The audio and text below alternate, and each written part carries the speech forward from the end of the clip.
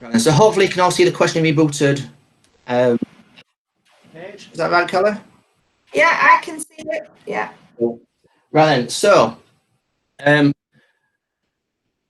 just a bit of a background. We've just gone through our first Ofsted. It didn't go as particularly well as we'd liked to, and we came out with a grade 3. And one of the main things we picked up was questioning. Questioning across the board. So SLT and the governors decided at this, well, roughly this time last year, it would be a really good time to do a 5-week training session on questioning for our staff. Obviously, we were aware that staff are trying to get learners signed off, so they would be complaining about time. We were trying to do it across 4 colleges at the time with a small number of learners, so face-to-face wasn't an option. And there was a lot of mixed messages going around. So even though questions come up, there was a lot of tutors still saying, well, there's nothing wrong with my questioning. A lot of managers were saying, well, there's nothing wrong with the questioning that we saw. And because they were trying to do an observation over 4 sites, some of the colleges only got seen for an hour and a half, which then meant tutors that college were saying, well, if they'd come to more of our sessions, they'd have seen better questioning. So there was a lot of mixed messages going around, a lot of things that we had to kind of control and look at, knowing full well that if we put this week, well, 5-week course on, staff would come in and didn't have the time to get learners through. So we put a session together trying to combat all those issues that were going to come up, try and preempt and trying to cut them off, as well as saying, look, it's time to move forward, we've got to move forward. So we decided that although we did a lot of questioning before, and we were trying to do our very first blended approach to make it easier, we'd call it questioning rebooted, start from scratch and move forward. So we went for kind of tech theme. We did have tech issues at the time because we were moving towards Google.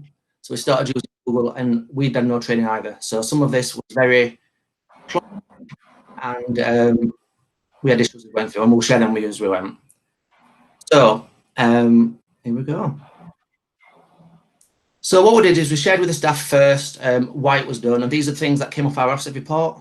So the tutors were not checking students effectively enough in lessons. Teachers were clear which students had developed knowledge and understanding and required further thing. They'd fallen into the trap of asking one person if they're okay and then moving forward. Or just saying, is everybody okay? I'll take that silence as okay and we'll move on. Classic, traps they fall into. Teachers' use of questioning wasn't probing enough. So it was very low level kind of questioning. And they also allowed confident students to dominate. There were people being missed. So there was the main things we missed out on. Yes, we were based at Rotherham College. So it's Rotherham, Dearne Valley and North Notts. So obviously one of the main keys we had to look at was running something to develop the skills quickly. Obviously knowing staff were going to complain, we had to point out the fact that although it was a busy time, because it can come within 17, 13 months for a revisit, if we waited until September, it wouldn't give us much time to actually put things in place. So that's why better start it at this time. So that actually, staff realised that actually we weren't an option. We had to do it now before they all went off for their summer. And obviously we've decided the secret of change is to focus all your energy, not on fighting the old, but building the new.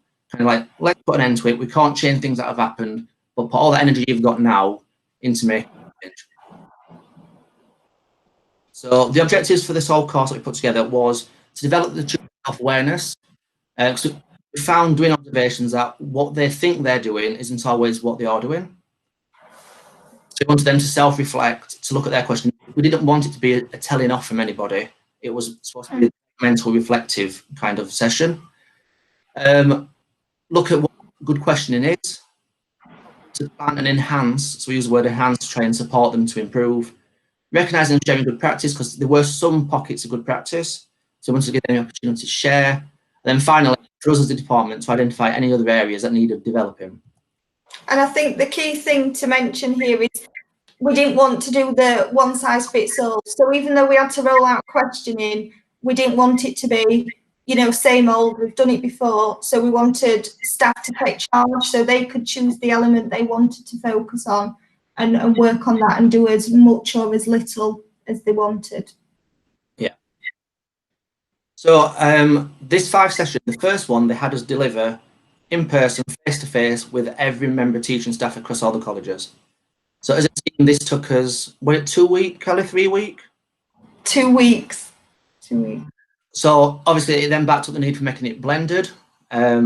So the second session wasn't fully blended. It was them looking at their logs, doing a bit more research on what they felt they needed to work on. Session something called putting into practice. What we felt learners, staff needed to demonstrate some of the practice. So a little minute video to the staff as students, but recorded. The reason why it's recorded is, one, it gave staff opportunity to see themselves. Secondly, we were having curriculum managers look at them, because in session 5, they were getting their teams together to share some of the best practices they've seen. Session 4 was some online activities, looking at some videos we'd put together, in progress, answering any questions they'd got. Again, it was all done online, and getting the reflective logs. And the idea was in September, we're going to do learning walks, focusing on questioning. However, due to changes in EIF, we decided to do deep dives instead. So that actually changed slightly. However, curriculum managers were doing walks at the minute to see how they were going, reflecting on throughout, and then online activities to keep it going. So this was his first kind of session. So the aims for this session was to do reflective practice, looking at a couple of key theories that we thought might be useful to them that tied in directly with what, and then give them a couple of techniques that they could take away with them. So to start off with, we would like you to do the self-reflection that we asked the staff to do. So if you can access the Google Classroom to ownership, so I wanted them to get a starting point and to be honest. So if you go into your Google Classroom now, link on for anybody who can't get access to the classroom, is under Activity 1, Questioning, and you just have to click on your little form.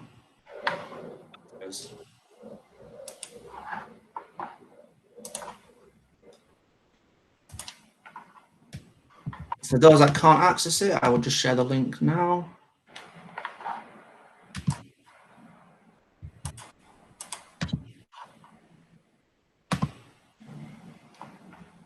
And the computer's on the go slow.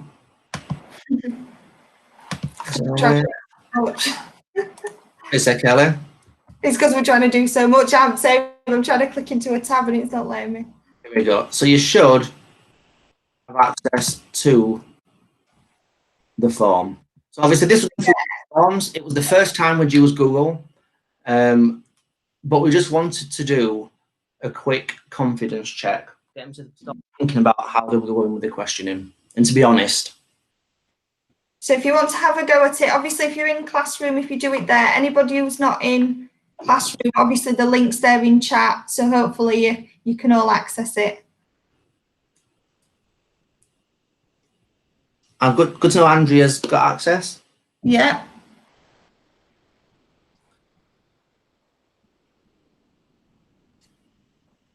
Obviously, the email address that you've added at the top of this form, you will get a copy of this form sent to you as well with all your answers on.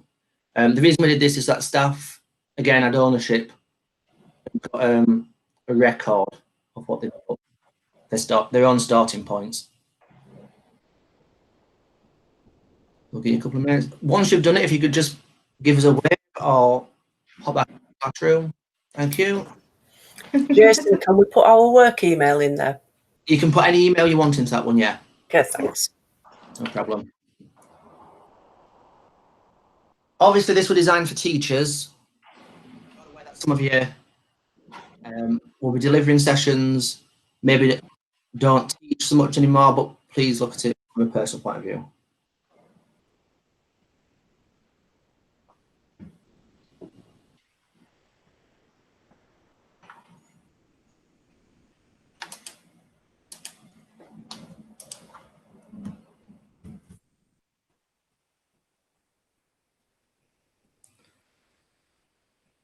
So anybody who's not used Google before, you can see obviously there's 11 people in the group, so they were assigned, as people are completing these, the handed in goes up so we can see who's doing it.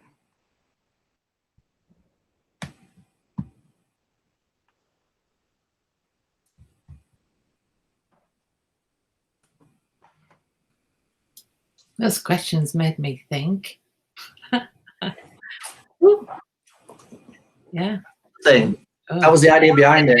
You actually need time, don't you, to think about all the, but in a way. And then, do you think it's better that we just answer put our immediate response to that thing? Because you know, sometimes it's best in it just so. What do you think now?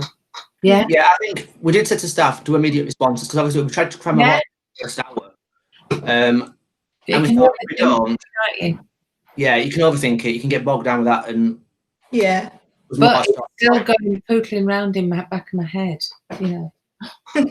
Just see my plumber. I'm just very pleased I've got a plumber. We've not had a shower for 10 days. It's asking for the class code. That might be the Google Classroom. So it's. I'm just copying and. Thank you.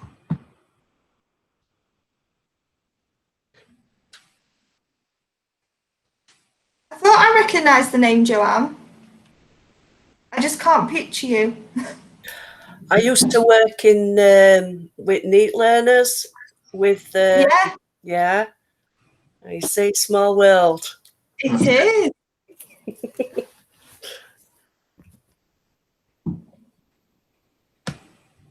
Right, so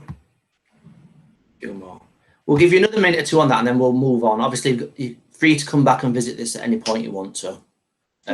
Full access to everything. And I think what we want to do as well is this was our initial kind of run with blended learning and Google. So we're going to show you at the end our current CPD and how we've maybe tweaked things like this. Significantly changed, Kelly. Yes. Yeah, obviously bear in mind this was this time last year and we'd only just started using Google. So what I'm going to show you towards the end is how far we've come within that year and how much it's.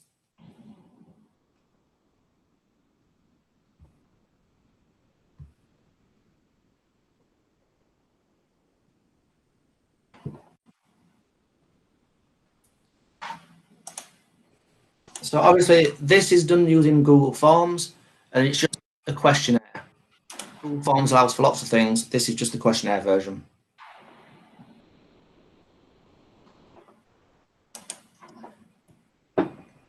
And for anybody who's using this with learners, it actually looks on a phone than it is on a laptop.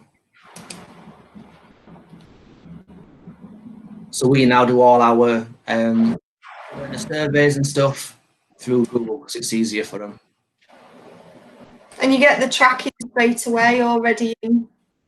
Yeah, it automatically creates your spreadsheet for you. It creates visuals for you automatically.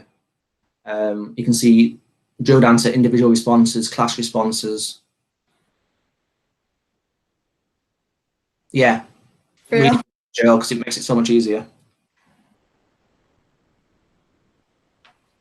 Yeah, no more of this paper forms filling out and then having to type them into a spreadsheet. Now, and it is intuitive, so even our low-level foundation learners can use it. Yeah, because I was going to say originally they wanted paper copies of it, but then they realised, you know, learners could do it. They might do it in class with them, but it was a lot easier. We've got a question. Why can I only see 2 other classmates in my Google Classroom? Is that in this classroom, Catherine? No, I've just checked. It's updated it. Ignore that. Ignore that question. No problem. Ignore it. Right. So, Kelly, shall we move on? Yeah, I think so, because people have got it. Yeah, you've got it to move on. So, go back to that one. So, obviously, we did that to get them to start their original journey, the reflective log. I thought it would be a good starting point for them. So that one, we're not going to skip on that one. Do that one. But what we said to them first was, what do we know about questioning? Why do we use it? And we gave staff a bit of time, and I'm sure if we gave you time as well, you know, with about 40 or 50 different reasons for doing questioning. And what we said is we wanted to keep it simple, we wanted to take it back to basics. So we had done a lot of things on questioning before, but we had not used D. Willems. So we decided that we'd do something new as an expert on assessment. And obviously his review is that there's only 2 reasons. 1, to cause thinking, and 1, to provide information for the tutor on what to do next. 2 things that were pulled up in Ofsted, we thought that was a great way of going. Keep it simple. Are you getting your learners to think? And how are you using that information to inform what you're going to do next as a teacher? So obviously that was the beginning of reflection. Session 2, we provided with a reflective log to start filling in, and we can share that with you as well. Then what we said is we'd share a couple of key theories with them, just to get them started. We'd pick 2 based on what they pulled up on Ofsted. So as a quick question, in fact, if you put it in the chat, we were going to use a whiteboard. In chat easier, seems like a bit of tech issues. So in the chat, just type in how many questions a day you think an average teacher asks.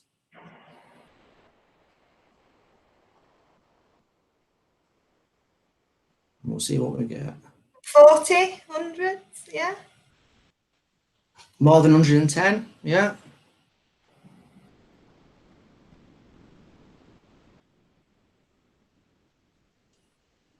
There you go. Okay. Right, so according to research, about 400, which makes it about 70,000 a year. So what we said to staff was, we are not saying you are not asking enough questions. What we're saying is the level and type of question you are asking. So it wasn't like you're not asking questions, it's just let's develop it forward. So one of the little tasks we asked them to do was, next time in a session, just to keep a little note of how many questions you ask, how many questions your learners ask. But what we said was you couldn't use questions such as, when does this end? When is break? Do we have to do this? Because you'd be hitting 400 or 500 before your session started. So they had to be genuine questions.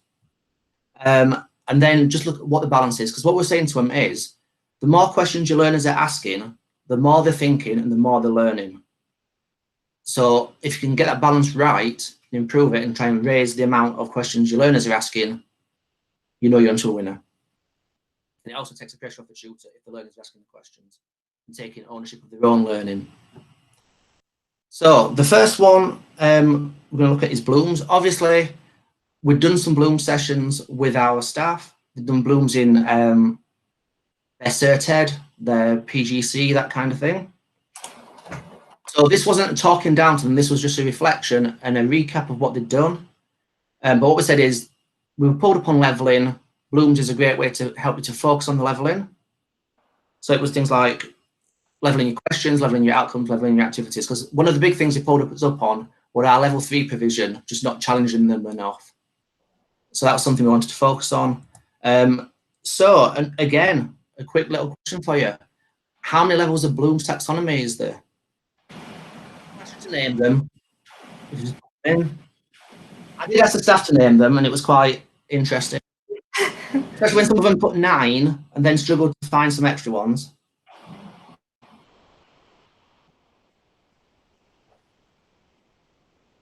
Got some good answers coming in. Some correct answers. We knew these would be right, Kelly, that's why. So yeah, there is 6, and what we're saying, we're looking at the updated version, so the 2001 version. It was just a quick reminder that you got your lower order thinking skills at the bottom, your higher order thinking skills at the top. And it is to try and raise them. What we found was staff were getting too hung up on the actual verbs, and it was the verbs that were letting them down, because we went into a level 3 class and they'd got creating a poster. Now, creating a poster is a remembering task. So although they use the words create, the task we were doing was a more remember and understand kind of thing. I also observed a session where a tutor asked a really complicated question for level 3 art classes about why they picked the artist they'd picked, why they'd picked the topic they'd done, and how they'd merged them together. Before the learner had a chance to speak, they just went, is it to do with the colours you've chose? And then the learner went, yes. And the tutor went, well done, let's move on. really complicated question that they spent a lot of time working on and changed it to a pointless activity, really, just getting a yes or no answer. So, again, this is stuff we did in the session. So these results are online for you. We've got them all. So in the top left, we've got an A3 post that I created looking at the different levels of blooms, the work you can use, the activities you might want to do, and different apps you might want to include in that. To write a post that was shared with staff about getting learners to think about what level they were at. So again, we'll share this with you. The bottom right was some thinking extension activity cards. They were generic, but staff had rights to edit them as well. And the bottom left of your screen is the revised Blooms Buster. So this is the updated version that I've done. It's 113 interactive pages, like examples, verbs, activities you might want to use. Again, we've put that onto the Google Classroom for you to use as well. So we've given you everything we've got. We've also put on there the PowerPoint slides to the session that I ran on Bloom's taxonomy as well. So, and what it was basically saying, look, if we can get Bloom's right, and you can get this idea of leveling right, tick off a bit about challenging learners with the activities and making sure that your work's not too easy for them. So, right then. So, what we did throughout the program was link back to things we'd already done with them. So, Quigley's applied principle was something we've done. We've done it in questioning and we've done it in classroom management. So, if it's too easy or too hard, or they disengage, it's about getting it just right. And something else we also mentioned, because we wanted us to be very theory-based, we've got a zone of proximal development, which again is the basic thing of if it's hard, they're not challenged because they disengage. If it's too easy, they can't engage with it and they disengage. It's about getting that balance just right. And that we had a lot of people wanting support with behaviour issues. And again, this is part of it, because if they're not challenged enough or it's too hard, then that's when the learners tend to switch off. So we tried to reinforce everything with theory, you know, as we've been. In most cases, Kelly, like what we'd seen, it tended to be it was too on the easy side. They wanted staff to be learners to be able to do it, but then it wasn't challenging them enough, and they couldn't see the point in the activity they were doing. So before we move to the next activity, are we all happy who Goldilocks is? Now, this was another assumption we made. We did a Goldilocks activity and then found out in some sessions that staff didn't know who Goldilocks was. So we're happy that... Never assume. Never assume, yeah. We assumed that they're okay using their college logins for Google and then found out they couldn't do that either. So we have a lot of barriers to kind of climb over. So again, this is in the classroom and this is a little activity on Goldilocks. What we've done is we've got 6 questions relating to the Goldilocks activity. We're not asking you to answer those questions. What we need to do is decide which level of blooms those questions belong in. Okay? We've deliberately not used the verbs associated with each level. So it's about thinking about the task you're doing and not getting hung up with the verbs. So in your classroom, this is under activity 2. So activity 2, if you could have a go at this one for us, we're literally going to give you 2 minutes on this activity. So activity 2, it's another Google form, but this is a quiz, so you'll get some feedback at the end. So we'll see what you're coming out with. And I'll share the link. What you say, Kelly?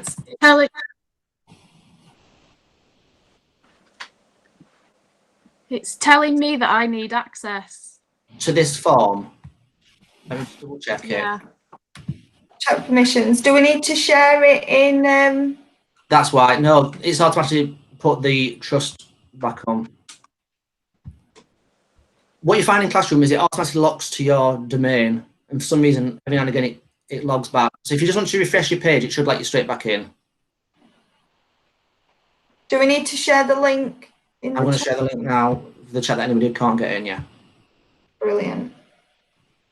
As I said, this is a quick 2-minute activity. You've only got 6 questions, and you're just picking the correct level. And because we were doing it face to face, and we found people were struggling with Google and getting on, we actually had people chatting and people doing it on paper in the actual session. Obviously, Google doesn't yet have the breakout rooms that Zoom has, but they are coming. So in future, if you were doing something with your learners using Google Meet, you would be able to send them off to different rooms. Yeah, but at the minute it's not there. So this is activity 2.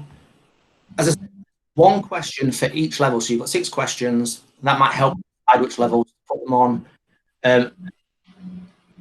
We had APs, curriculum managers into our sessions, and they didn't score full marks on this either.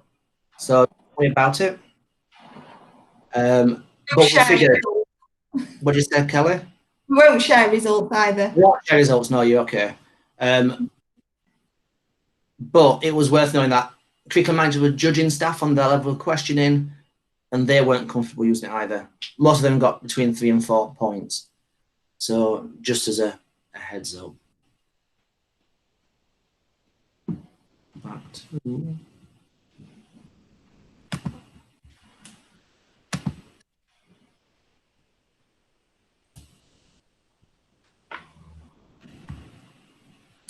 We've got, it's saying, ask your teacher to add you to your Google Classroom connected class. So is Joanne in the class? Let's have a look.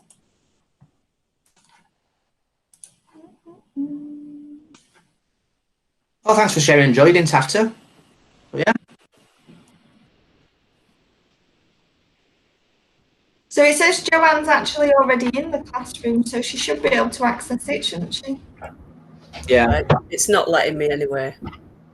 Okay. Like I said, you'll have access to them all afterwards. We'll check up it afterwards as well, see if we can sort settings out. Okay, that's fine.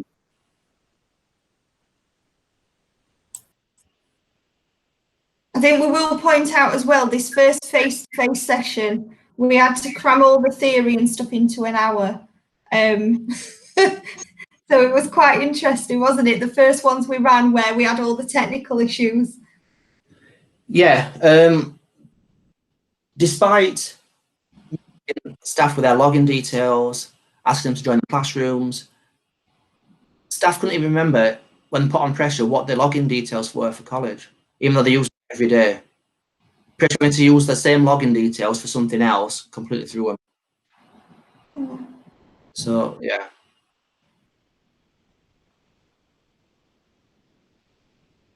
So, I'll give you another 30 seconds and then we'll move on. And if anybody does want to share the score, you can pop it in chat. Joe has.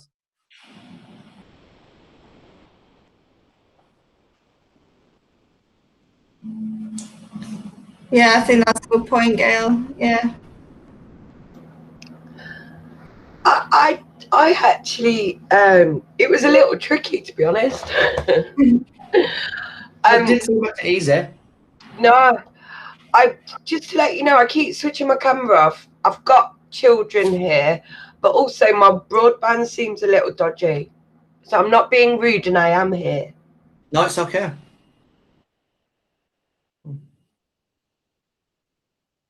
So, model, analyze and evaluate. Yeah, that was a lot of discussion in our sessions. The difference between the evaluate and the analyze.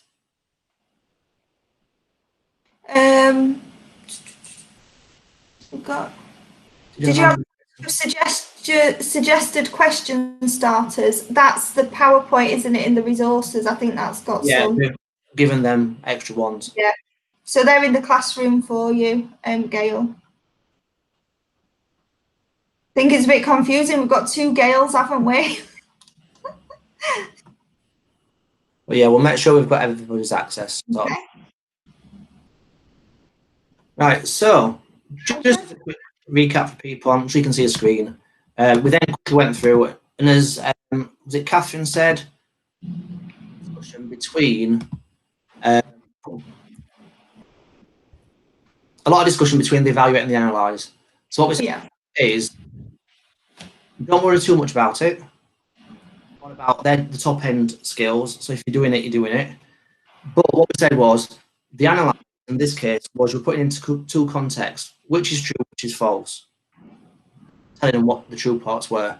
With the box, good or bad and why, you would split them into good and bad points, and then having to evaluate, in your opinion, what you thought came up. So actually, this challenged a lot of staff. Those that kept saying, we know, well, they come to sessions telling us, we know blooms, we can do blooms.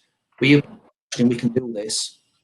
So we thought, we'll flip it, and rather than just saying, write some questions for your learners, we'd challenge them and see how they get on. So this, I think, was quite sobering for a lot of people, but that was the idea. So maybe you'd overinflated your confidence at the start of the session, and therefore this would get a go. But it's like you said, people got so hung up on the verbs that, yeah, they didn't look at it in more detail and just wanted to try and use the specific words. Yeah, so we end up with loads of like complicated words with verbs in that learners didn't understand and staff fully didn't understand, just to make them sound complicated. And then when you broke the questions down, they're actually really simple and what they were working on. So again, this was a homework task we gave them, similar to during most Bloom's taxonomy lessons, which is, here's the writing frame, come up with some questions that you could ask at different levels to support. This was an optional thing for them. They could do it if they wanted to, didn't have to. But the homework task is on the classroom for you. And it's just a sheet with the different levels on. You have to come up with some verbs and some questions for each level. So Kelly, I'm going to pass over to you because I think they've listened to me for long enough. And you can look at the next one. Okay, so the second theory we were looking at was Socratic questioning. And we chose this because while Socrates is a great educator, what he's remembered for is the quality of his questioning and getting that. And actually, staff seem to engage a little bit more with these activities. Again, whether it's because of the wording, they get bogged down with the verbs in Bloom's. So Socratic questioning, really good for probing deeper thinking. And if you remember from our Ofsted report, that was one of the points they made. That they weren't probing enough, checking understanding of complex issues and challenging assumptions. So that's the reason we chose to look at Socratic questioning. Okay, do you want to move on? So just as before, if you'd like to type in the chat, how many types of Socratic questions are there?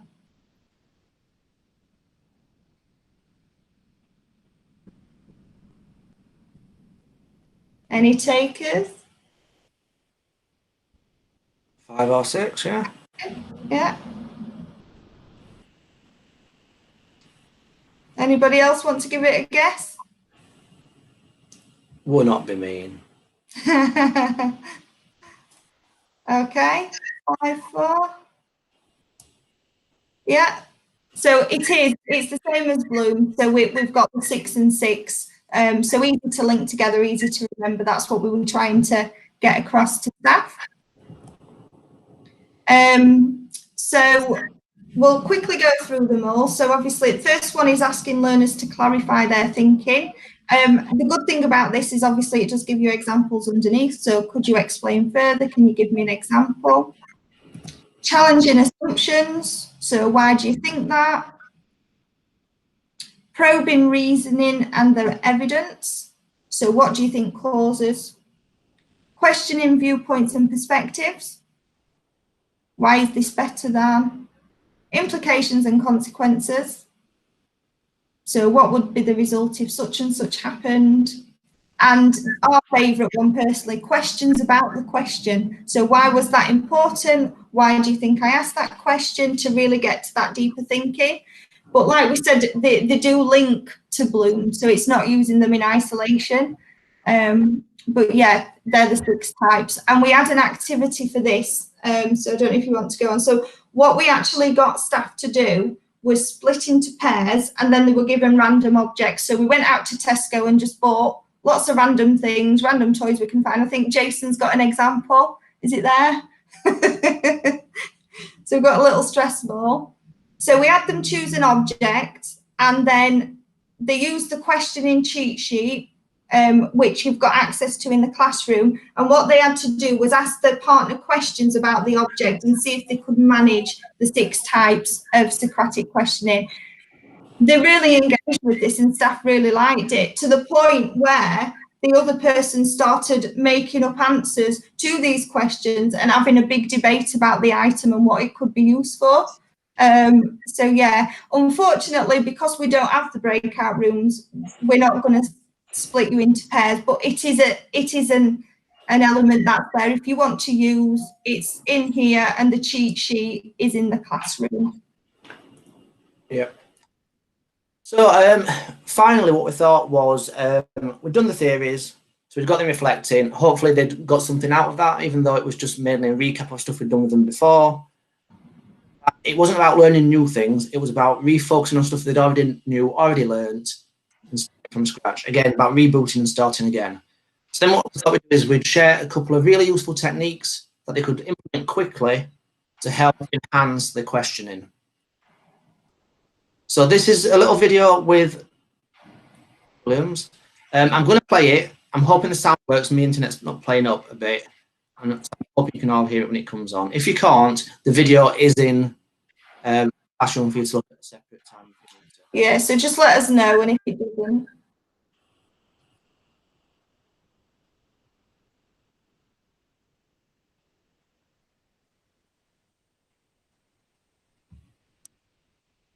I've got no sound at all here, Kelly. Yeah, no, I can't hear it. No sound. Very strange. Reason, and that is to create student engagement. Now I can hear.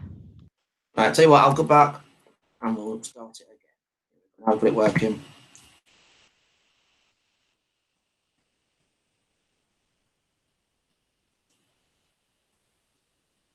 There are two good reasons to ask a question, either to collect evidence that you need to inform your teaching, or to cause students to think. Those are the only two good reasons. There's one very bad reason, and that is to create student engagement. Because what teachers do is to say, teachers say, now remember yesterday we talked about how plants made food with a big word for it, began with P, anybody remember what it is? Photo, and it's kind of that, guess what's in teacher's head, isn't it? It's like an extended close procedure where you actually leave out words that students have to supply just to keep the students awake.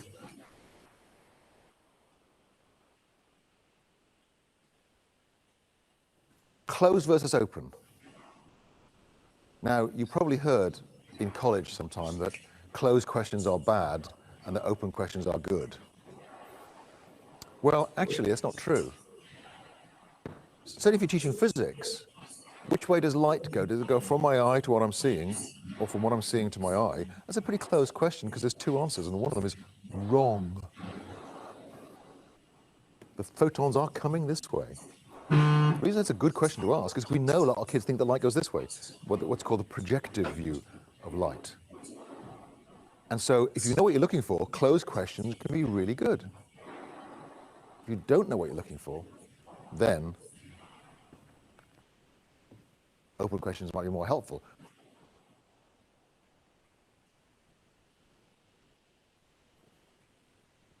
The more important distinction, much more important than whether it's closed or whether it's open, is whether it's low order or high order. Okay, so what's 3 3s? 9. Any different answers? 333, good. 33.3, okay, good.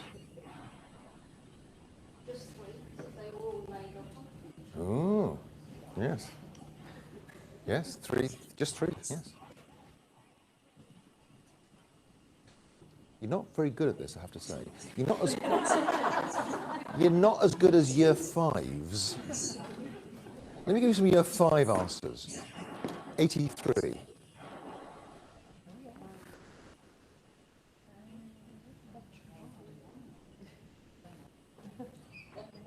A flower.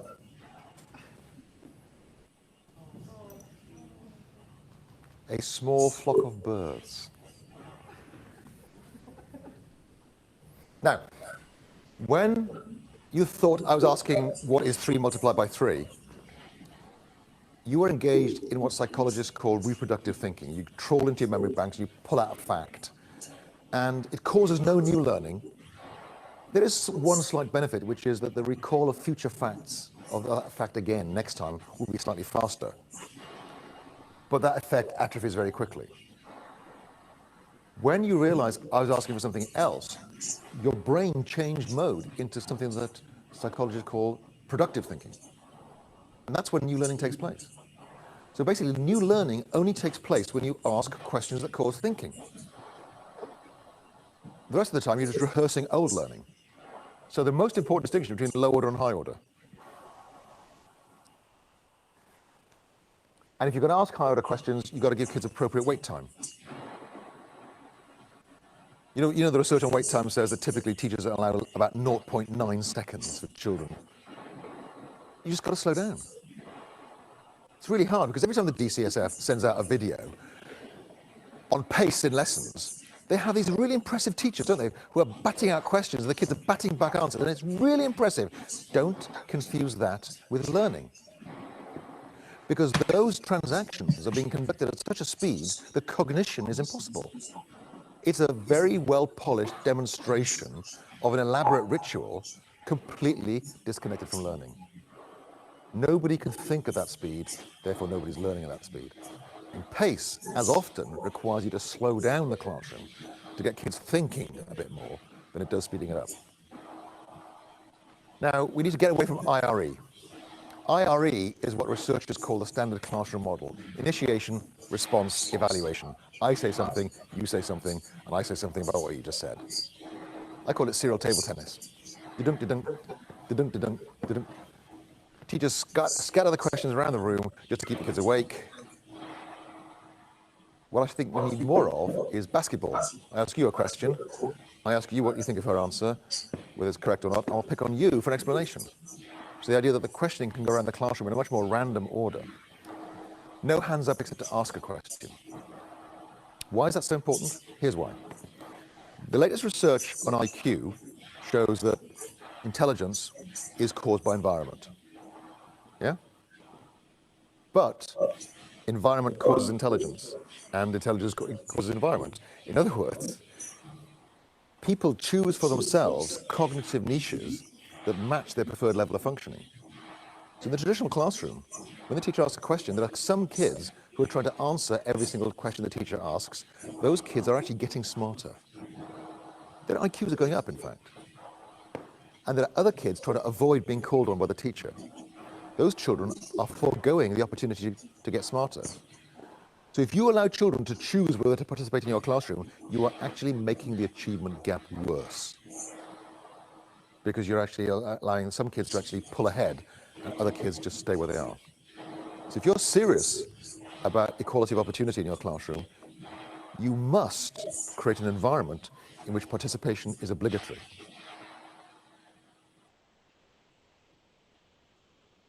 The decision that a teacher makes most often in the course of a working day is typically, can I move on now? And typically the way that most teachers make that decision is to make up a question on the spur of the moment. Some children raise their hands, you choose one of those. If that child gives you the correct answer, you say, good, and move on. And what we're saying is, let's think about the ways in which you can broaden the evidence base. How could you get teachers making better teaching decisions by broadening the evidence base? And that's what we call for in all student response systems. Right. So hopefully that got you thinking. And as we said in the chat, the reason we chose this guy, Dylan, was to give them a new perspective on things, to look at it from a different point of view. A lot of things we've already told them in the past, he then gives the explanation behind. So it's just reinforming what they've already been told. So we had a quick chat as a group about certain things in the video. So the difference between open and closed questions, the high order and lower order thinking skills. So that's the threes. The average wait time for 0.9 seconds. We did say to staff, you know, especially in observations, time works very differently. 1 second when you're being observed feels like an eternity sometimes. So it's about giving learners time to think. And we've done sessions before on questioning where we did an activity based around family fortunes, where they're under pressure to give an answer. and then demonstrated what kind of silly answers people came with when put under pressure to come up with an answer quickly and on the spot. The avoid IRE, which is you ask a question, they answer, you say well done, and you move to somebody else. And we use the word pause, bounce with them many times. But this is one that he tends to use a lot, which is you pose a question to the group, you pause to give them time to think, you pick somebody to answer, and then you bounce to somebody else to find out what they think, or whether they can make the answer better, or whether they're right or not. No hands up. You'd be surprised that in a college we've still got staff getting learners to put their hands up to answer questions. And found this really uncomfortable when we told them not to do it. I think he makes it fairly clear. If you're only asking the people that got their hands up, you're the people that aren't quite sure. So you're only getting the confident ones, the answers up. And I know of a teacher who doesn't work in our college, works in a school, who, when being observed, told his learners that if you know the answer, you put your right hand up, and if you don't know the answer, you put your left hand up. So it looks like all his learners knew the answer, and he would only pick somebody with the right hand up. So they always got their answer right. So anybody observing thought, oh, all his learners got their hands up, but actually, he were only asking the ones. So again, good for observations, bad in the long run because you're not doing it for your learners. And then finally, the can I move on? As I said, a lot of people were asking one learner in the class and using their answer as the reason to move on to the next session, or an open question to class, are we okay with that?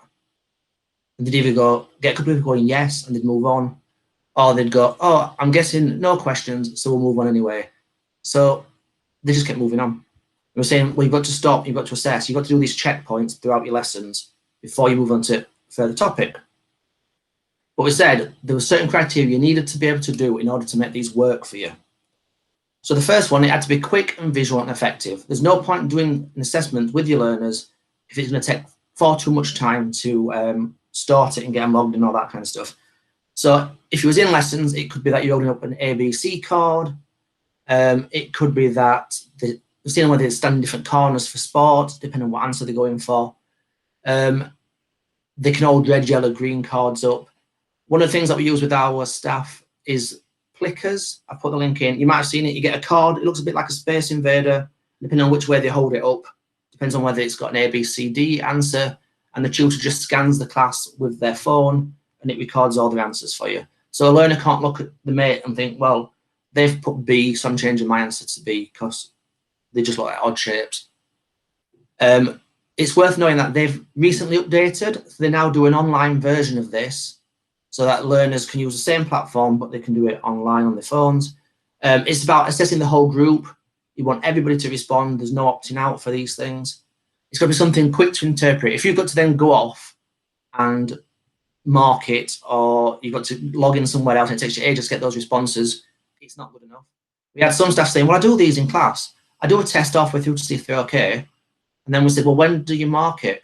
Well, I mark it at home after the session. Well, it's not what we're getting at. You've got to decide there and then, are you able to move on? Or do you need to recap and do some more work?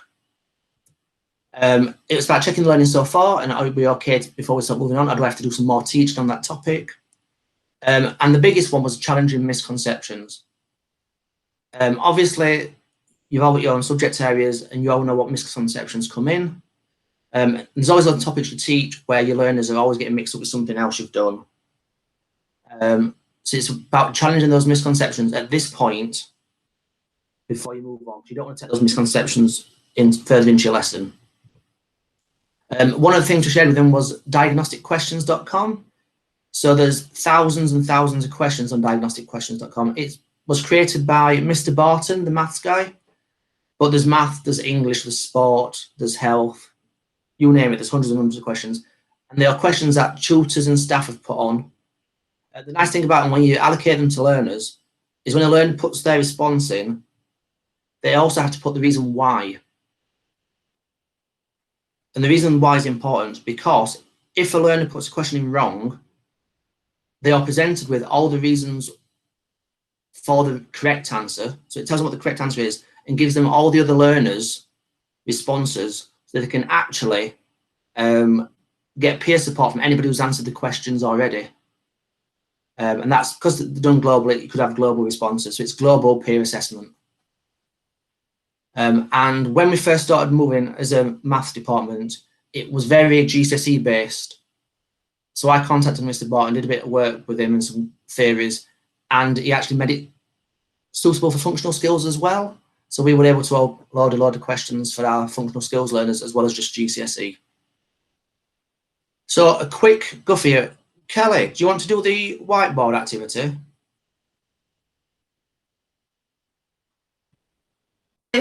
Shall I quickly put the question in the whiteboard? Or we'll show on the whiteboard afterwards if you want. Yeah, we can show it after. Right, what we'd normally do is we've got little mini whiteboards in class that we'd hold up and people draw them and wipe them off. We've since been using, since lockdown, an electronic version of a whiteboard, which we'll share with you. So the tutor has their whiteboards, you join your class, so you can show your learners whiteboards, but they can't see the else's, and we'll access it. We use it for our quizzes for our team. So you get a little whiteboard on your phone, you draw your answers. So it's like hold up a whiteboard in class. And then Yeah, we're all playing a bit. class, but we'll show that one. So what I'm going to ask you to do is just, if you're brave enough, in the chat, I'm going to give you a question, and I just want you to write A, B, C, or D as your answer. So which of these is the correct answer for 5 plus 2 times by 3? Is it A, 21, B, 17, C, 11, or D, 30?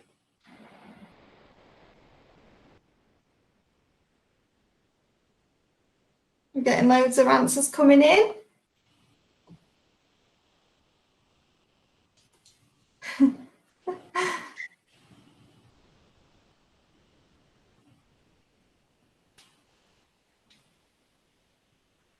Right, so the majority, we've got a combination between We've got a few A's, yeah, a few C's and a few a couple of D's. C's and a few D's.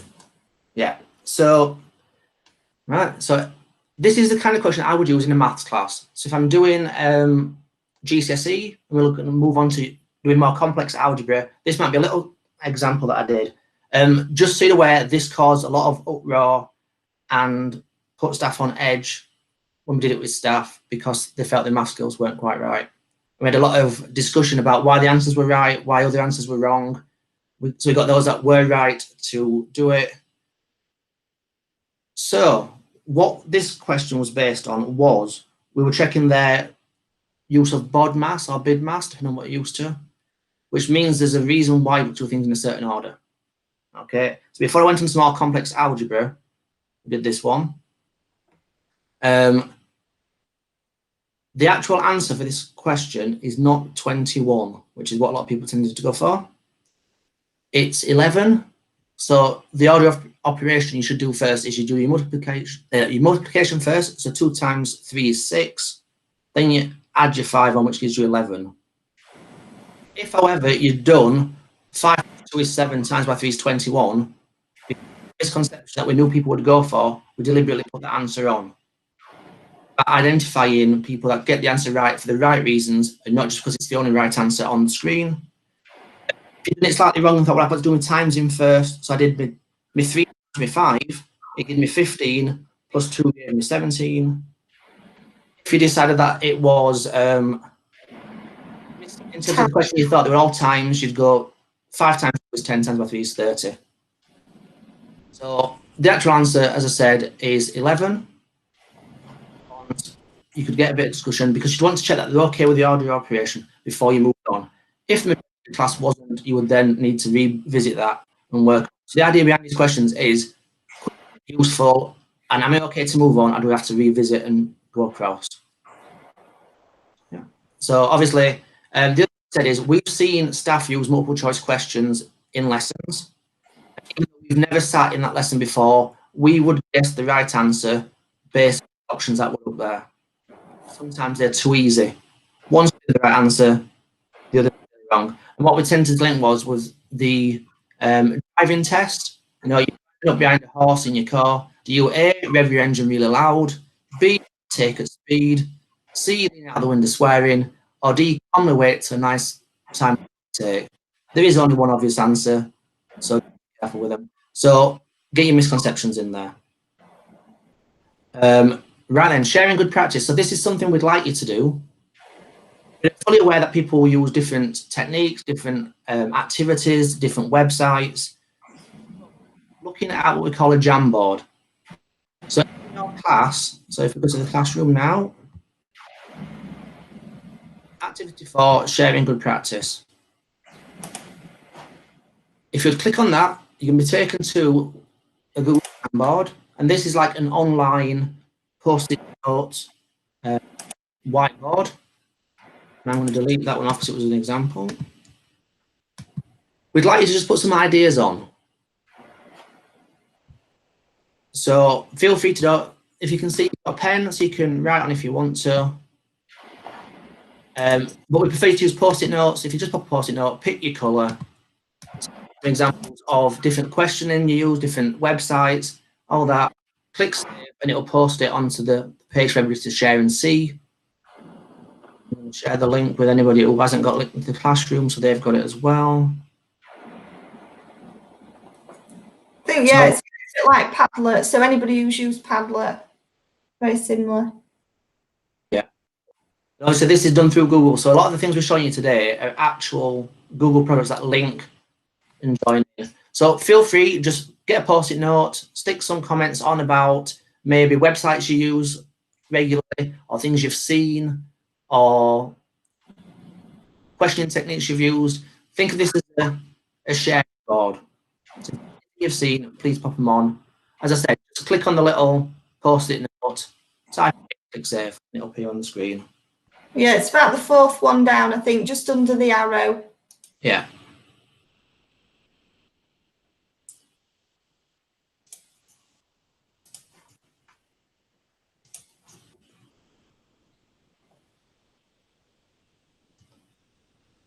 And obviously this will be available after the session. We're not going to close this down. So if at any point you want to share extra things, please feel free to do so.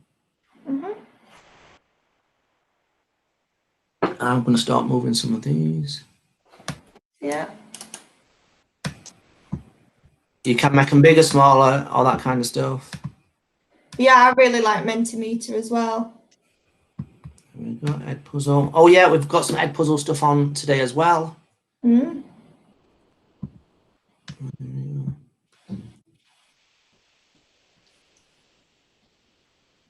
But what we tend to find, we've done this with staff, over the option of drawing inappropriate things on the screen, out of them. But what we said is this is really useful for use in class, because what you can do is you can get learners to put their ideas on and answers on. The option at the top, you can put extra pages on, so you could give each table a different page to work on, so you've got different responses that way. We've used it where we've allocated colours to different tables. So this table will have a pink post-it notes, you're using blue, you're using yellow, you're using green. So again, you can see ideas popping up. You can move them afterwards. We can also use it for classification. So we've got all the answers, we can put in good answers, what are okay answers, what are maybe weaker answers or incorrect, and you can move them around and draw on them. And WordPress is a blog, I like it.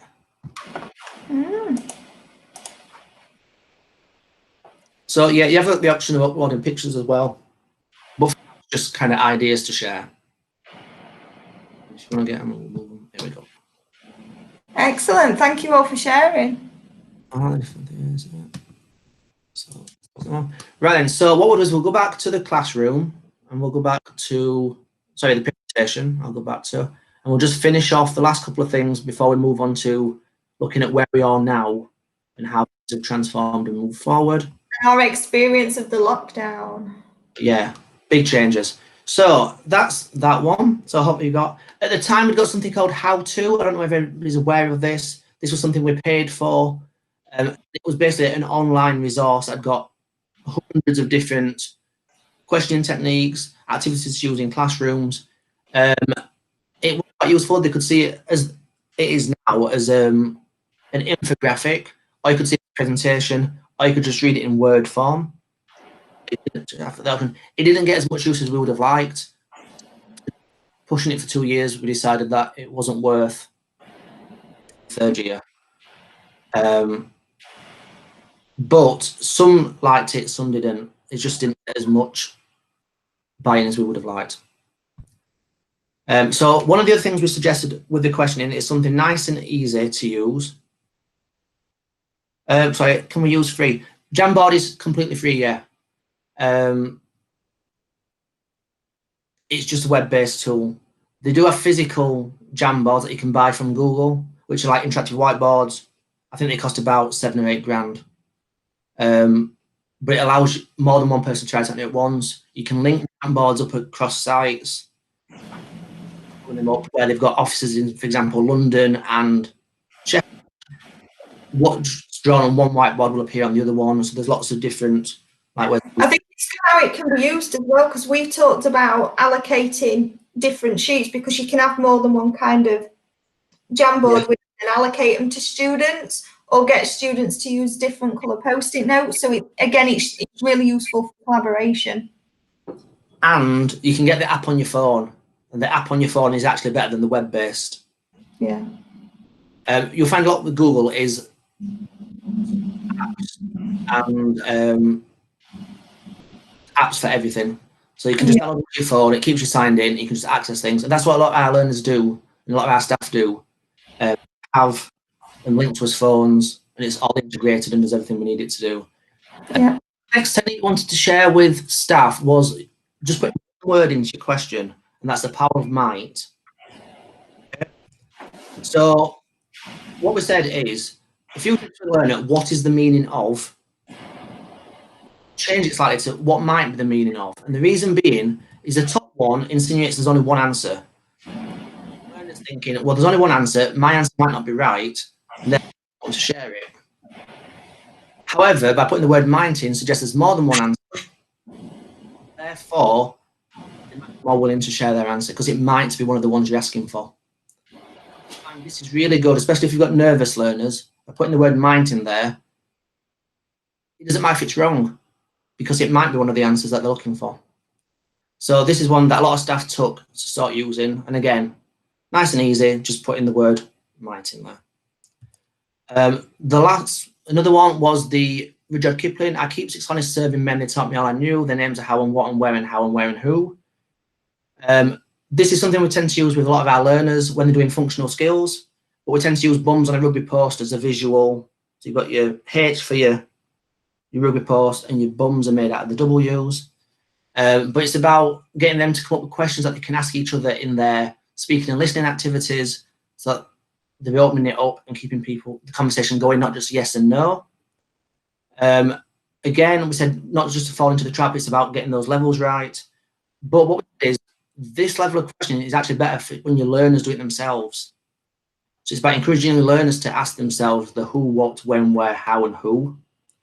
So one of the examples we've got was for the GCSE exam, they're normally given a picture and have to write about it.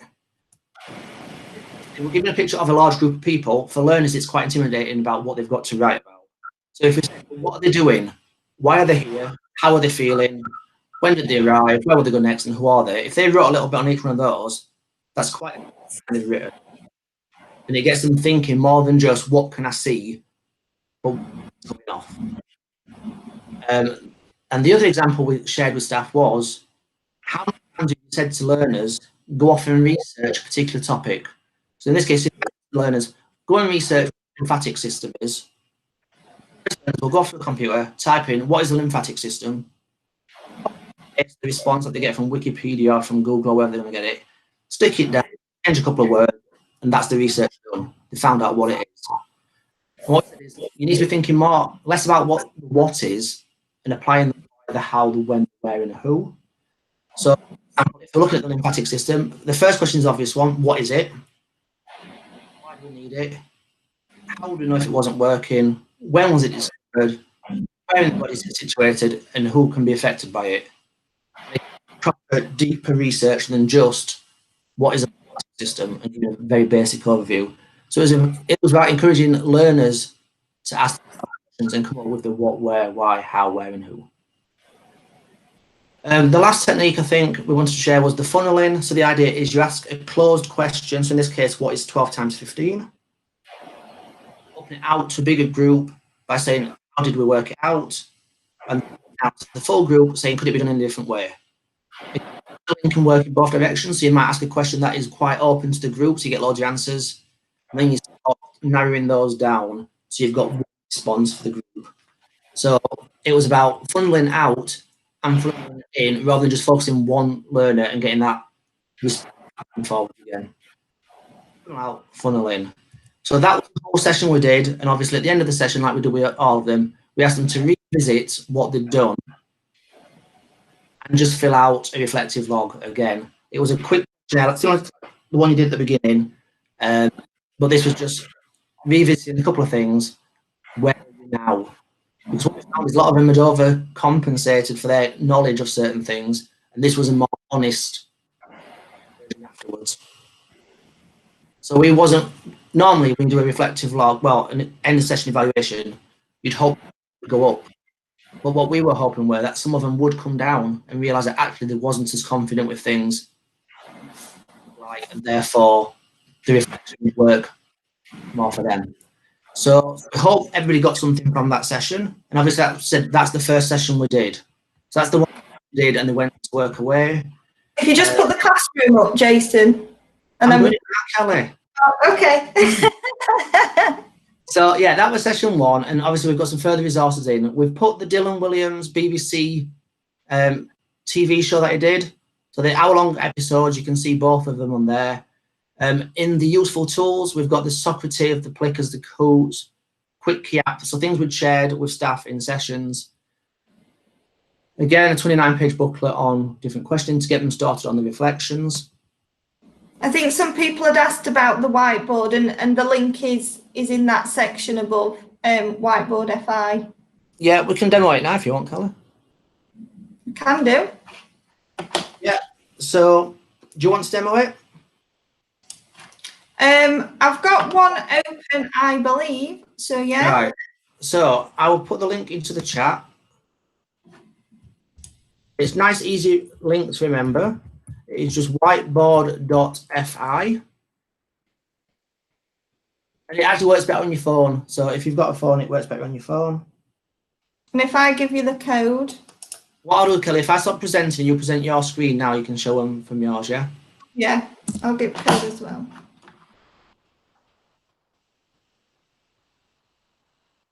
So as I said, this is one we've used a lot in our staff meetings.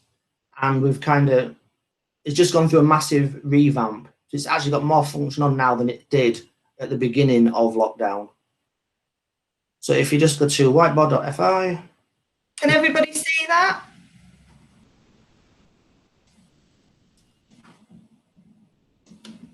So if you've got it on, you just click join class and you put that code in if you're doing it. So that's the H9C CHA. Can everybody see it okay? So James is on there. Yeah. It does give you, as a tutor, you can write a message that they can click on in the tutor view, but you can see everybody. So it'd be your choice if you were setting a question, if you wanted to display something there. We tend to use it in our team meetings. We have quizzes and things, so it's good for that, getting quick answers. I think, again, Google are building in a whiteboard, but for now, you know, this works just as good. So if I type, yeah.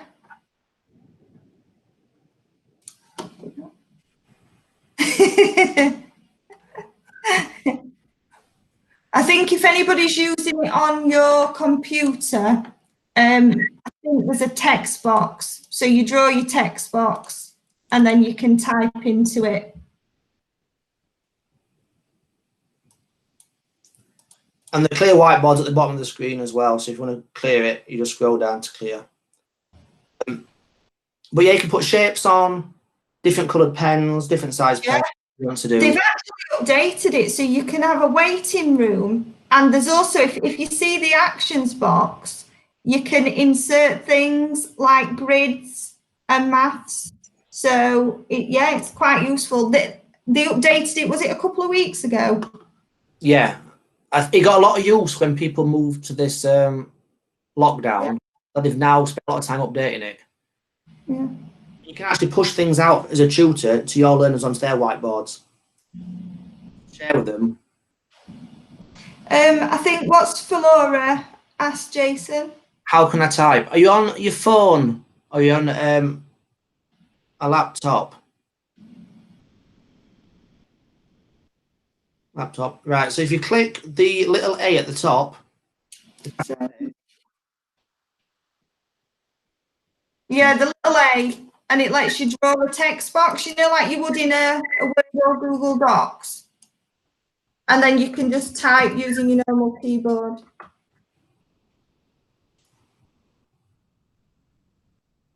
You can make it bigger, you can stretch it out.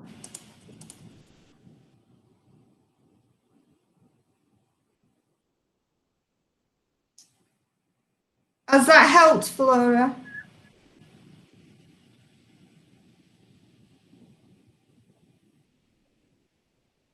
I like the drawings there.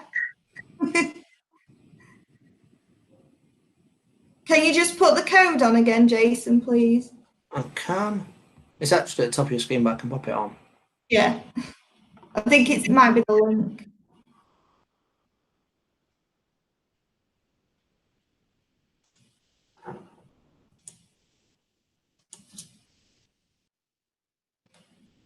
Did we have to learn support with IT alongside G? Yes, we have. And that's obviously something we're working more on recently. It will just say text start off with, Catherine. You have to click on the word text then, and it'll let you write over it and change it. Yeah. It Yeah, puts like a little cursor on. Yeah.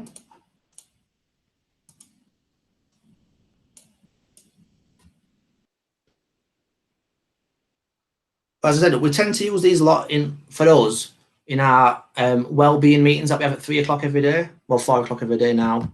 Mm-hmm. And we normally take it in turns as a team to come up with a little quiz. Yeah. It seems to be mixed. As Yeah.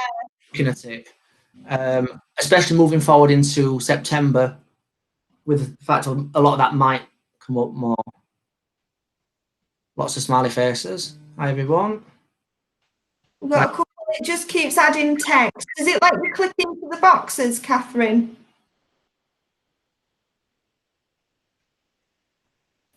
Can I just speak? Yeah, I'm just finding it really fiddly. I'm quite good at technical stuff, but each time I press text, I then press text. It comes up with text. I press over text again. Then I get this like blue grid thing. Yes, you can make your text box bigger. Okay, now I see. On your phone, Catherine? Yeah, I'm on my phone. I would say when you're using it on your phone, I just use your finger or stylus and type directly onto it. I think the text box is easier if you're on a laptop. Okay, because I'm just thinking about how I explain this to my learners. I'm an ESOL teacher. Yes. And actually, the ESOL department have actually really embraced Google Classroom at our place. Well, G Suite in general. No, I use G Suite. It's just whether I would use this whiteboard. Yeah. As we said. Go on, Kelly. No, I was going to say, and I think they have managed to use it quite well with some of the learners. Not necessarily. I don't think the pre-entry. No, mine are level 1, and so I don't want to hog this conversation, but I love Google Classroom. I've done it all term with them with level 1, and it's been great. I think the other thing is, like we said, whiteboard is coming to Google Meet, so hopefully you'll be able to use that. But we just find this is a bit of fun, and yeah, staff really like it. So it's one of those things you've just got to have a play, haven't you, and see how it goes. Gail, what tends to happen is sometimes there's a bit of delay between what you're typing and what appears on the screen. Yeah. And that's normally all it is. I just love all the little drawing. Yeah. Right, so shall we move on to the last little bit? Can we show them what we've done now and where we are? So that with them? Yeah, definitely. So are you going to carry on presenting? I can present. What would you like me to present next? It's a bit like using an Etch-a-Sketch. It is. You don't have to check it at the end to clear it. You just, yeah. So do you want to start with, well, it's what we've done since lockdown, if you want. Yeah. Yeah. Well, I think, do you want to share newsletters and stuff, and I'll just talk about deep dives? Okay, yeah, cool. So obviously, as you saw, in September, we were going to do learning walks. However, with the introduction of the education inspection framework, we moved to a deep dive model that we put in place in October and started in November.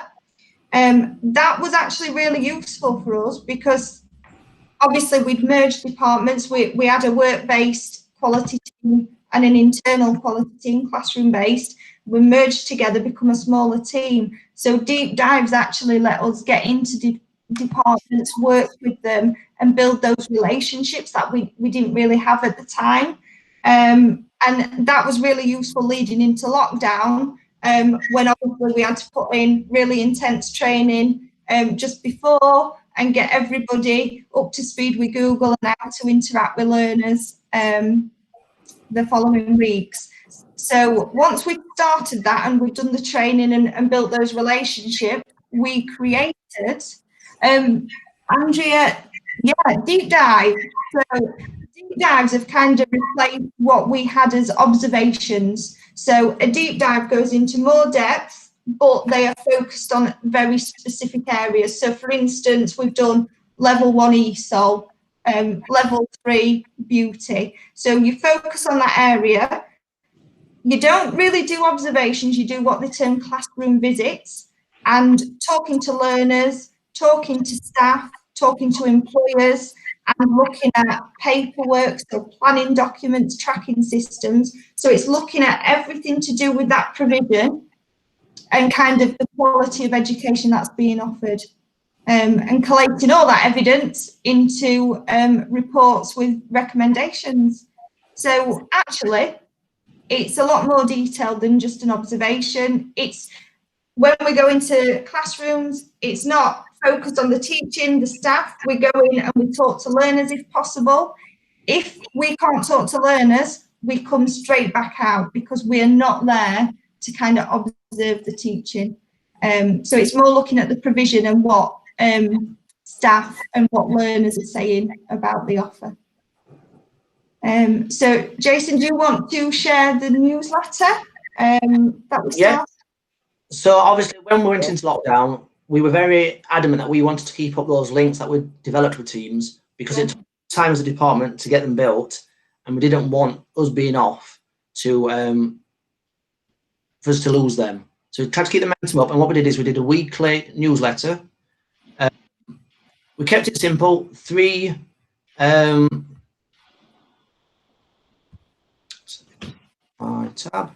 we did 3 topics. So we did news and updates. We did hints and tips. Thank you, Kelly. And then finally we did sharing success, because we said a lot of staff are feeling isolated, so it would be nice to share things with them that other people are doing so they know they're not on their own. So this is what it looked like. I wanted to do something a bit different to the normal email we'd send out. So we called it Tales from the Lockdown. Over 2 pages, and this got emailed out to staff. It went on the portal and it went to everything else. So basically the update here, the first one we ever did, was about the website we'd updated for them all during lockdown to try and encourage them and support those. The hints and tips, because a Google reference, well, we're moving to become a Google reference college, a lot of it is about apps and Google features and stuff they can use within their sessions. So this is the very first one. So they were using Hangouts for the first time with learners. So that's done etiquette in there. So things like turning microphones off, asking permission, that kind of stuff, recording sessions. And then the success stories about the staff. So it's about what have the staff around college been doing. So in this case, we've got Steve, who would pass his level 2, Chris and Paul would pass the level 1s. each week it might be somebody's doing something really useful. So we've had Hair and Beauty who've been doing some online assessments with their learners. We've had to film them and demonstrate them. We've got staff doing websites, passing qualifications. As we said, it's about celebrating the success. We've even put things in where we've got staff who were sewing scrubs and masks to be used in hospitals. Yeah. So it's about sharing the positives. And at the start, we wanted to get everybody built into this positive sharing. So we finished about the site, wasn't it, as well? Oh, yeah, and we've got links to site. So in this case, we've done it's okay to make mistakes, because we know people try new things, and therefore we're trying to encourage them. Yeah, the main thing we've done actually is improve our Google site. I'm just going to switch over to that one. So this was a site we prepared slightly earlier when we were looking at moving to Google. So I'm hoping you can see that, Kelly, can you?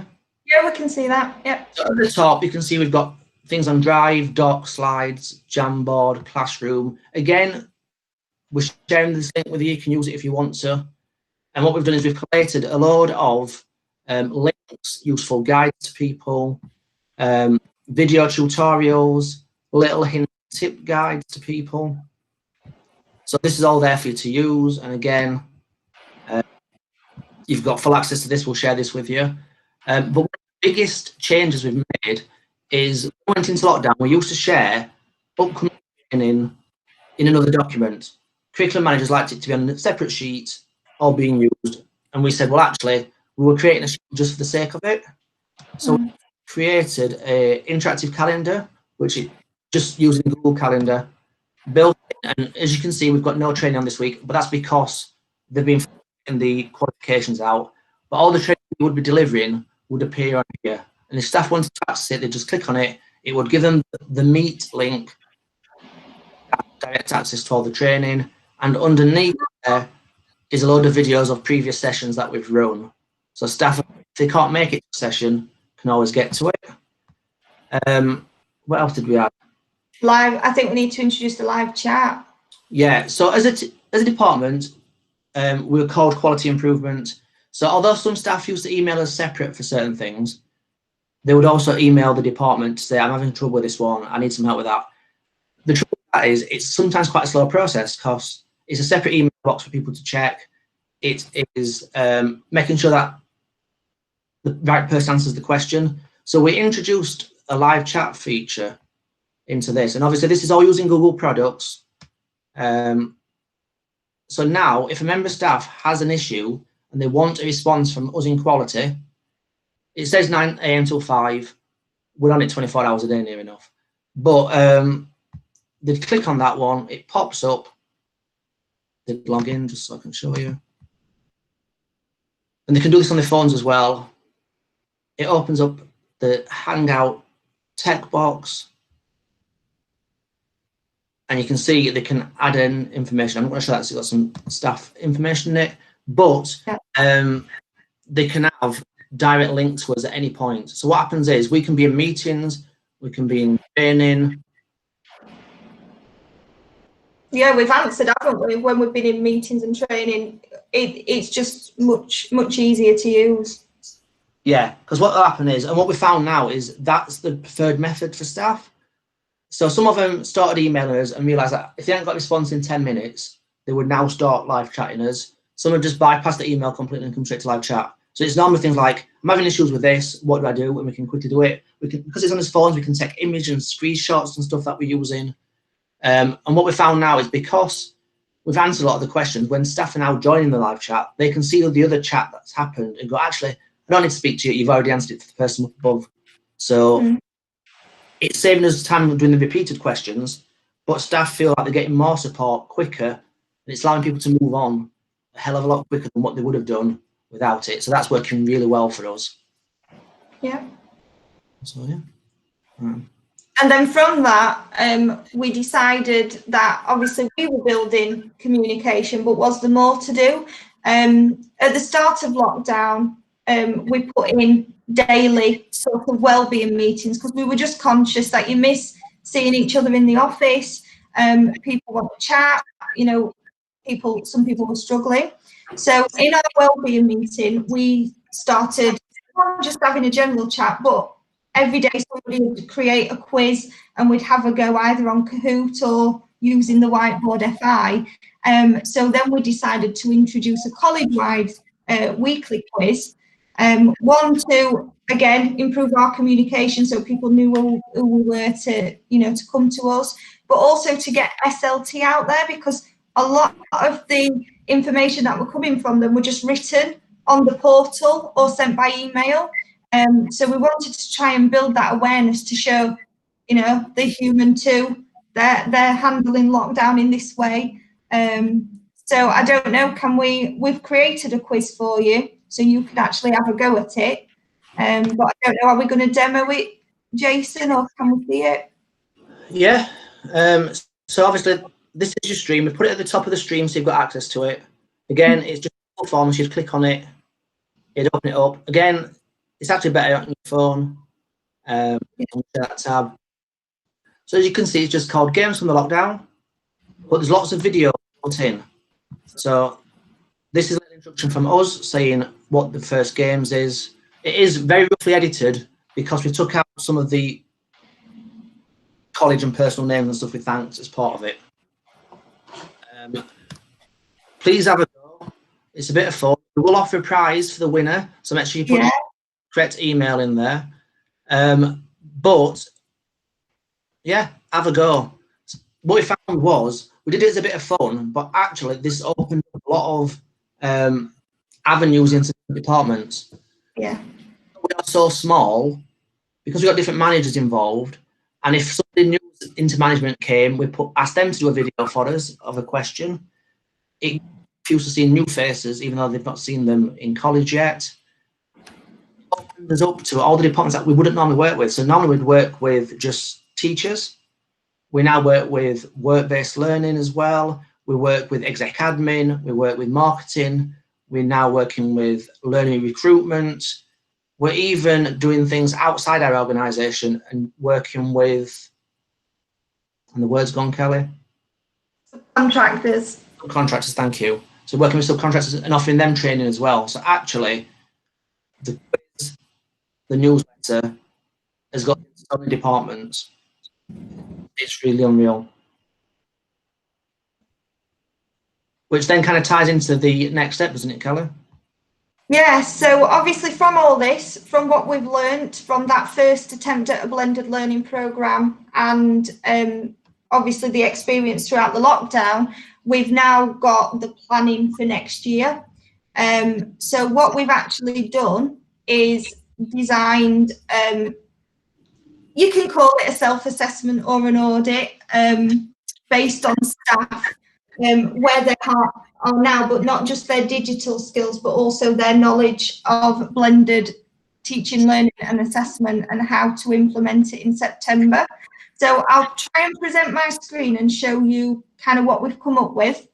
So Jason, you'll have to tell me if this works. Yeah. Please, this is very early, kind of like the stages. It's not been shared with our SLT yet. So we're No. showing it here. Yeah. So.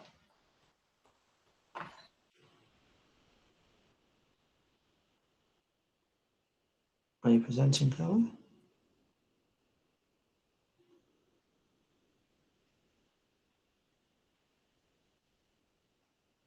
As Kelly's frozen.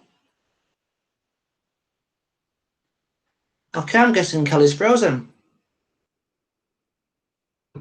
So, I'm going to see if I've got access to it for you now. So let me get me docs. So I'm just giving me 1 second to have a look at my drive for you so I can have this available.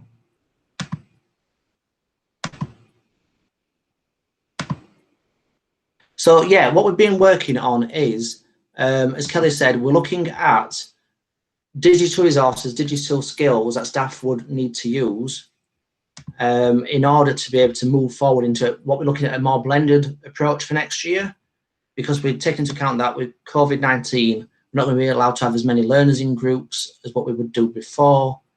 And therefore, we're going to have to look at things from a different way and support staff to move forward. So let me see if I can find it. Right, I will share this with you, but I can't find it at the minute, so I'll just talk you through it. So what we did is we looked at come up with the grading system. So the grading system went from 0, knowing nothing, up to what we called a grade 5. We was asked to do a confidence grading system, similar to what we did at the beginning of this session, but we chose that wouldn't be useful to us or to the staff. So what we've actually done is we've created a grading system based on knowledge, skills and behaviours, so tying in the EIF. We're tying in the SAMR model, so the SAMR technology building model, that's been tied in. We've also looked at the ETF leveling, and that's been kind of tied in. Thanks. Welcome back, Kelly. So, Sorry, I lost internet. okay. So I've not shared it, so if you want to put it up on your screen, I'm just going to give you an overview. So once we split them all up into sessions and into sections, Kelly and I then went down, find out what we want to call the minimum standard. So what is the minimum those staff need in order to be able to deliver blended? And that became as minimum standards. We've been asked not to call them minimum standards. So we've kind of, and we didn't want to be called a self-assessment. So we've called it a blended MOT, which stands for blended methods of teaching, which staff self-assess on. And then that's tied in. Oh, thanks for sharing, Kelly. So this is our blended method. You can see we've got knowledge, skills and behaviours built in across the top, and down the left we've got the general digital skills they need for delivery.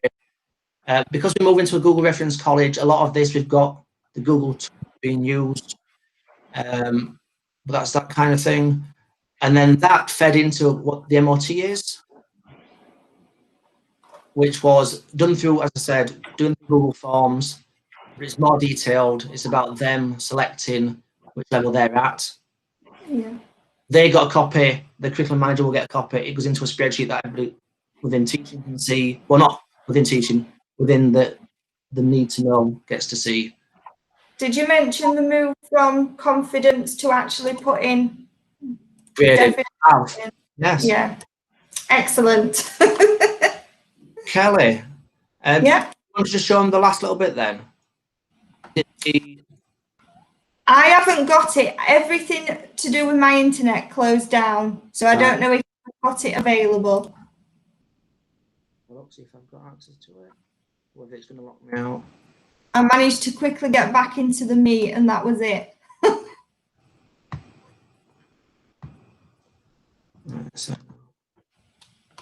yeah, just let me see if I can sign Yeah, in if you present, I'll stop sharing, and then I'll talk through it.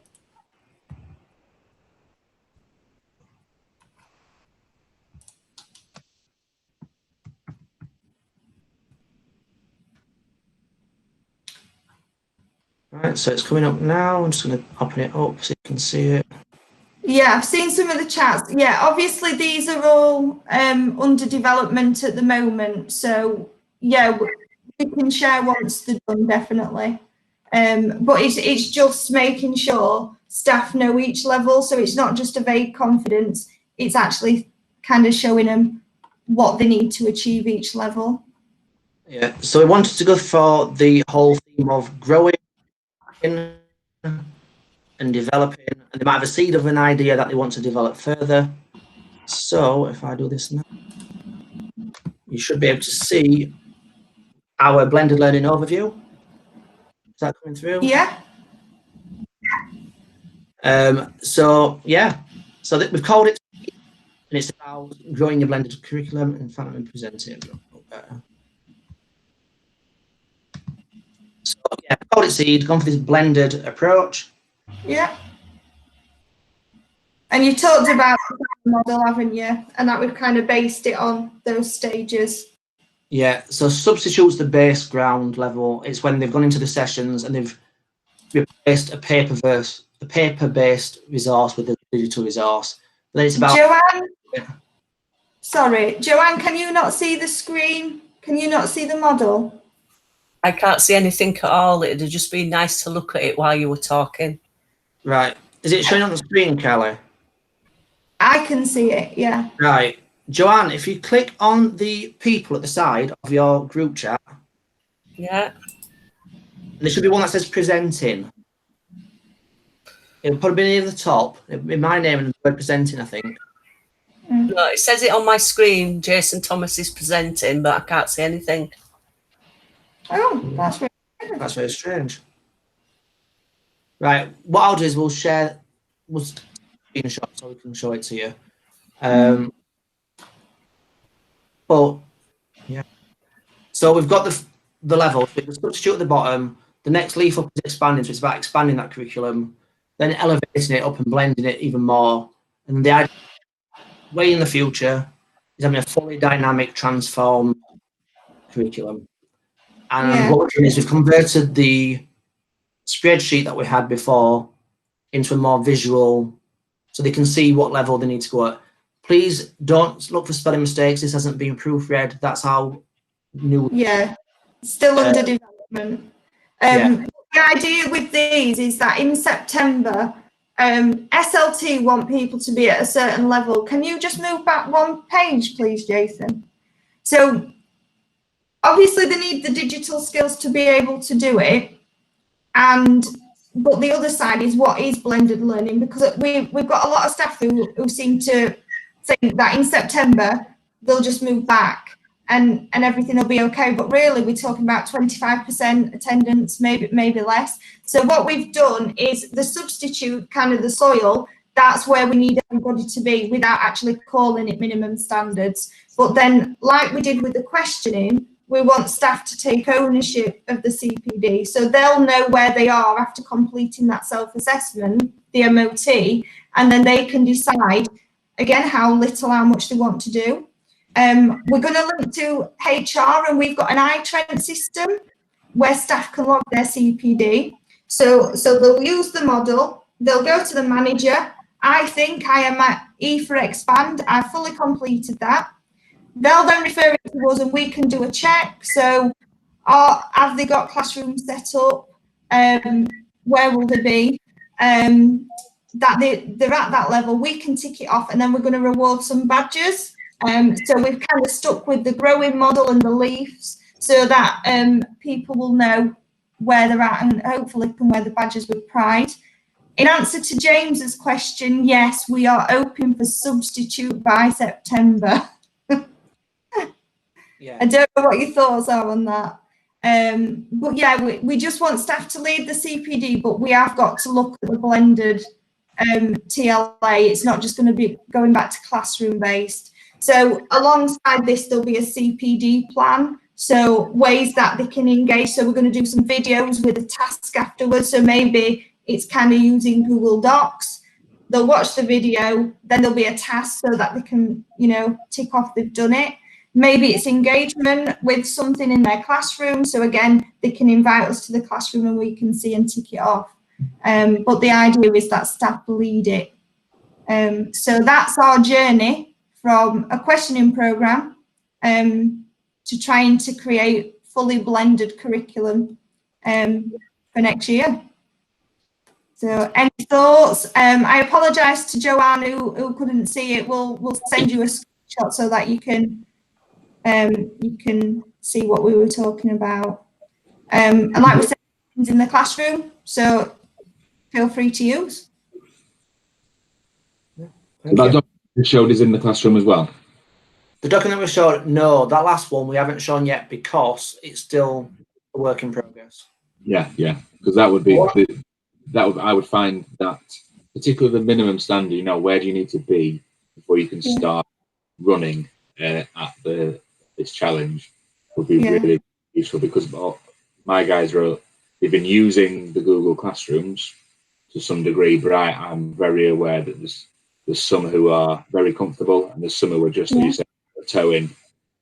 Well, we're hoping it'll get signed off next week. So once it's signed off, I'm more than happy, to share it with people. That's what this is about. You guys, I wouldn't. Yeah, it'd be amazing if you could share that, and you guys. Cool.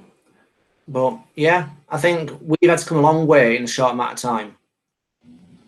In September last year, that we were moving to become a Google Reference College, which is when they started implementing it to the rest of the staff.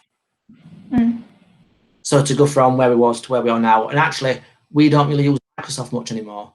Everything we do through Google, meetings are done through Google, so we can all just editing documents. Yeah. Our jobs are actually a lot more easier now. We don't want to go back to the office, do we? We're like, we can work from home. This is fine. Oh yeah, yeah. I'm happy to work from home. I'm happy. Don't make me. But yeah, if you weren't able to get into the classroom or have any questions at all, like I said, we'll keep this open. You can put them in the chat. Obviously, if you're in the classroom, you can post comments in the stream. And please have a go at the quiz. And like we said, make sure you share your details and we will send a prize out to the winner. I have to say, we're not sure what the prize will be yet, but there will be a prize. Yes. But yeah. Yeah. Thank you. And sorry, I lost internet halfway through.